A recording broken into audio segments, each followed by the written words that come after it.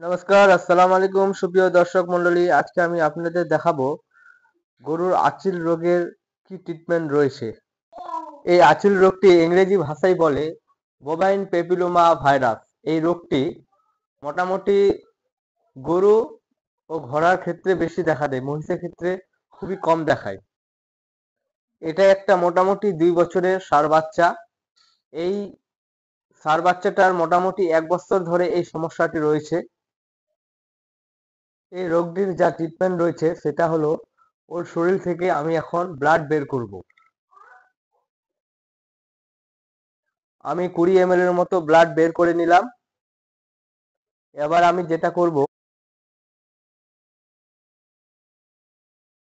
আমি 10 ml ওর blood ইন্টারমাস্কুলার করে দিলাম, টিপ ইন্টারমাস্কুলার। আর 10 ml মোটামুটি এখন আমি সাবকাট করে দেব। এই ট্রিটমেন্টটা মোটামুটি 3 থেকে 4 সপ্তাহ করতে হবে টানা।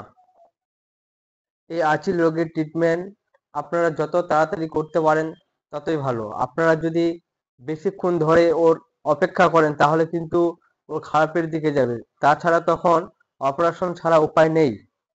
আমি সিরিঞ্জে করে আরেকটা ওষুধ টেনে নিচ্ছি, আপনারা স্ক্রিনের মধ্যে দেখতে পাচ্ছেন। আমি 3 ml টেনে নিলাম।